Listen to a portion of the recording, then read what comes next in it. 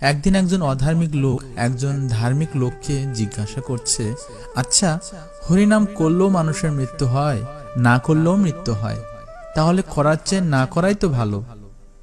এটা শুনে ধার্মিক লোকটি মুচকি হেসে সুন্দর একটি কথা বললেন। তিনি বললেন, হ্যাঁ, মানুষ হরিনাম করলেও মরে, না করলেও মরে, তোমার কথা একদম সত্য। তবে কি জানো, যারা হরিনাম করে তাদের মৃত্যু হয় একভাবে, আর যারা হরিনাম না করে তাদের মৃত্যু হয় আর একভাবে।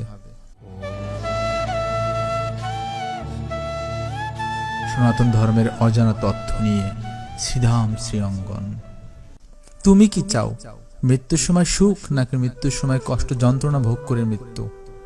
তখন অধার্মিক লোকটি বলছে, তা কেমন? ধার্মিক লোকটি বলল, তবে শোনো, তোমাকে একটি গল্পের মাধ্যমেই ব্যাখ্যাটা দেই। কখনো বিড়ালের শাবক, যাকে বলে বিড়ালের ছানা বা বাচ্চা, হতে দেখেছ? বিড়াল শাবকের জন্মের কয়েকদিন পর যখন স্থান বা জায়গা পরিবর্তন করে, তখন মুখে করে দাঁতে আটকে নিয়ে যায় সেই বাচ্চাটিকে। অতি যত্নে, অতি স্নেহে, মমতা ও ভালোবাসা সহকারেই সুন্দরভাবে নিয়ে যায় তাকে।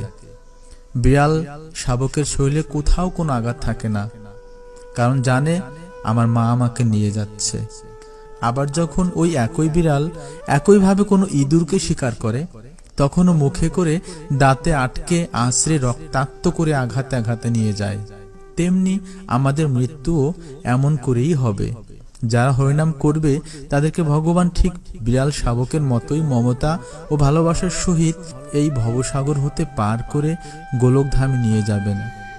আর যারা হরিনাম বিমুখ, হরিনাম করবে না, অত্যাচারী হয়ে থাকবে, যমদূত তাদেরকে ওই ইঁদুরের মতোই আশ্রে আঘাতে অধিক যন্ত্রণা দিয়ে এই ভবসাগর হতে নিয়ে গিয়ে নরকে ফেলবেন।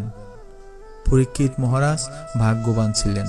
তার মৃত্যুর 7 দিন আগে জানতে পেরেছিলেন আগামী 7 দিনের মধ্যে তার মৃত্যু হবে।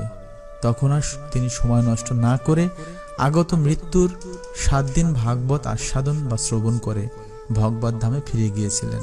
আর আমরা অধম কলির জীব, তার মৃত্যু নামক রেলগাড়িটা কবে কখন কার আসবে কেউ আমরা জানি না। বলা তো যায় না আজ আছি কাল নেই, নিঃশ্বাসের বিশ্বাস নেই। তাই এখনো সময় আছে, আমরা যতটুকু পারি আসুন হরিনাম করি। প্রভু জগৎবন্ধু সুন্দর বলেছেন, আমি হরিনাম ভিন্ন অন্য কারো নই। আমাকে তোরা 6 মাস না খেয়ে রাখিস, আমি মরবো না, কিন্তু এক মুহূর্ত কীর্তন ভিন্ন আমি বাঁচতে পারি না। তাই আসুন আমরা সকলে ভগবানের পিতার্থে, ভগবানের সুখ বিধানের জন্য ঘরে ঘরে হরিনাম করি।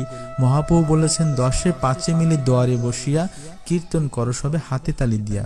তাই আমাদের যদি কোনো যন্ত্র না থাকে, যদি কোনো মৃদঙ্গ, করতাল, কোনো বাদ্যযন্ত্র নাও থাকে, শুধুমাত্র হাতে তালি দিয়েই ভগবানের কীর্তন গাইতে পারি। কলিতে স্বল্প আয়ু এই মানুষদের জন্য গৌরাঙ্গ মহাপ্রভু এবং প্রভু জগৎবন্ধু সুন্দরের এই অমীয় বাণী, এই অমীয় আশীর্বাদটুকু আমরা কাজে লাগিয়ে যেন জীবনে অনেক দূর আগাতে পারি এবং ভগবানের সুখ বিধান করতে পারি। সকলের নিকট এই প্রার্থনা জানিয়েই আজকের ভিডিও এখানে শেষ করছি। সকলে ভালো থাকুন, সুস্থ থাকুন এবং আনন্দে থাকুন। নমস্কার।